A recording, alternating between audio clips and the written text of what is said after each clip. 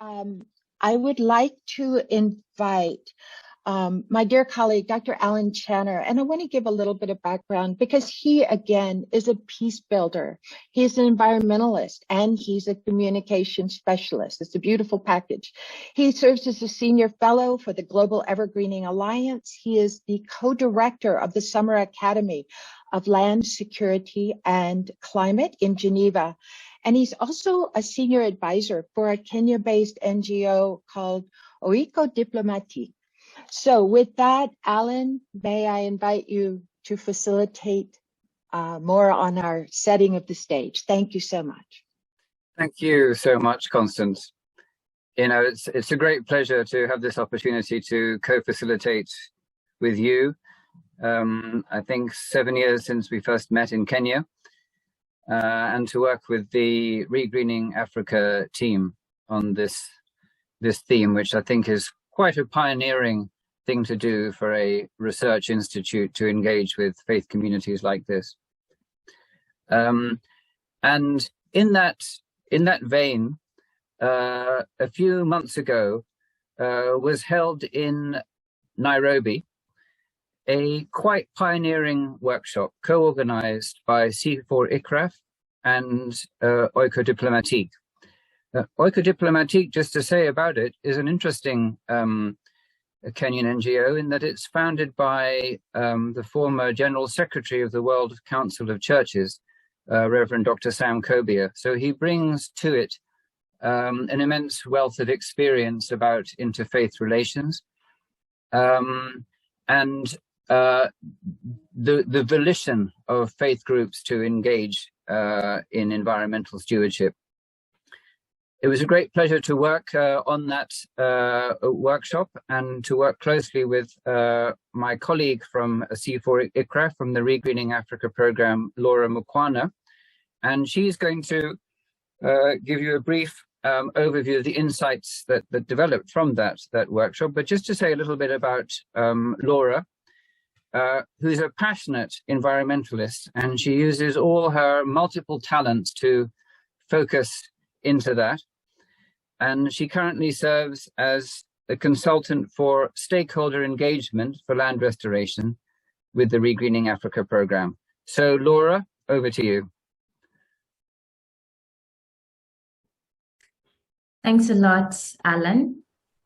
And thank you all for joining. So I'll just quickly share my screen to share with you the insights. So maybe I'll start with just a brief introduction about the workshop and why we held it. So we had this workshop in April, early April, and it was organized by Oiko Diplomatique, Regreening Africa, and it's all under an action group which was formed last year after the Kenya National Landscape Restoration Conference. So that's how it came about. And one of the main objectives, or rather the three main objectives of the workshop, were to build an understanding among the faith communities of approaches to environmental stewardship. We wanted to also forge a team of Kenyan faith, for Kenya's faith communities' involvement in restoration. And lastly, wanted to develop a strategy and action plan for the involvement moving forward. So we had a total of around 25 people joining from various faith communities, the Christians, the Muslim and Hindu communities. We had other actors such as the Interreligious Council of Kenya. We had faith development organizations such as World Vision. We had scientists, we had traditional elders and representatives from the Kenyan government. So just to summarize some of the key outcomes before I go to the way forward. Some of the things that important points or important recommendations that are given by the participants of the workshop on how faith communities can be more involved in restoration include things like, using the compounds of churches, mosques, and temples to do tree planting, to put tree nurseries, and then trying to integrate environmental stewardship into the faith community's teachings. If it's a Bible study, if it's a prayer meeting, integrating as the leaders are conducting these meetings to put in that message of restoration. Then integrating it into the institutions such as schools, such as madrasas, such as hospitals. And this can be done through maybe creating green spaces. If it's a school, that can be integrated into the curricula. And then also approaching government institutions. There are various projects such as adopting a forest, which has been done by the Anglican Church in Gong Forest here. And then using their media, such as the TV and radio stations, to share information and stories about restoration.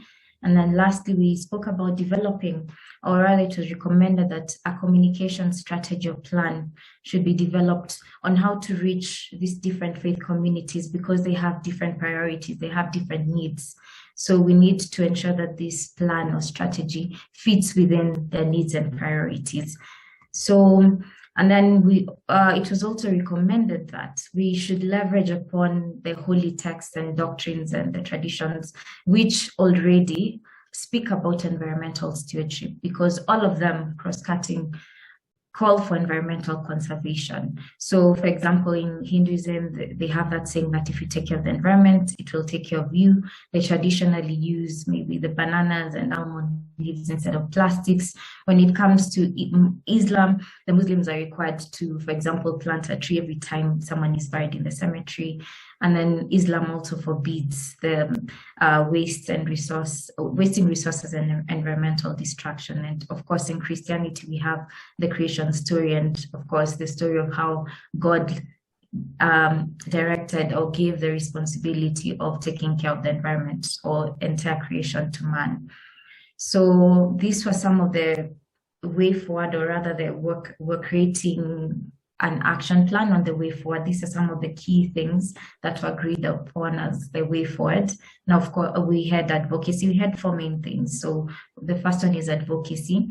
And here, we agreed that we're going to develop a call to action for all faith communities. And when you talk about we mean like the participants or the faith communities who are represented there, who are now going to be integrated into the faith-based restoration action group.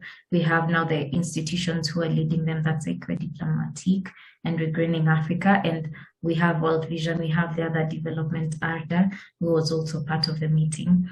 And then also the participants who themselves, like, for example, if we talk about the Holy Scriptures, they're the ones to provide such kind of references.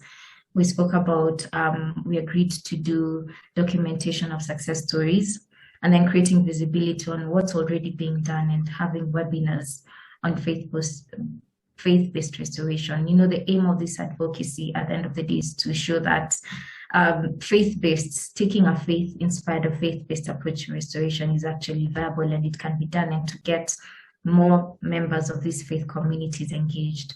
And then, of course, capacity building, because it was noted that there's a lack of capacity among faith-based communities to engage in restoration. They may be already doing it, but they don't have the knowledge on technology such as FMNR and other approaches, maybe agroforestry, and they don't even know, if they do, they may not be aware of how to upscale such kind of technologies. So developing faith-backed messages and toolkits for landscape restoration, and then creating incentives. So it was also agreed that we should now work on partnership building with organizations such as, of course, C4 ICRAF to start with, maybe government institutions such as KFS, KEFRI, all those ones who are involved in landscape restoration.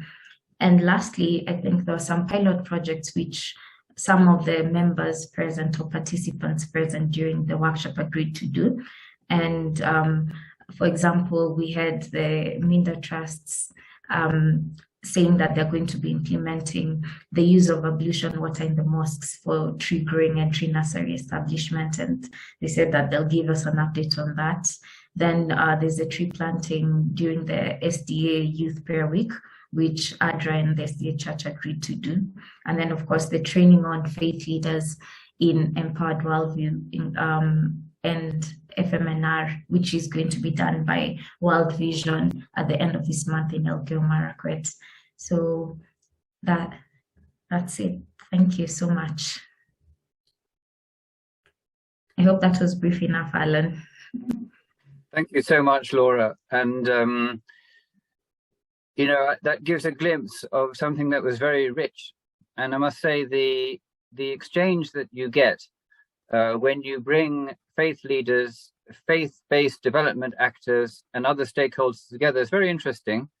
One of the insights was that, say, from the SDA, the Seventh-day Adventists and ADRA, they were asking themselves why the church ministers and the development agency aren't working more closely together themselves in doing this kind of work. So there were many insights that came out.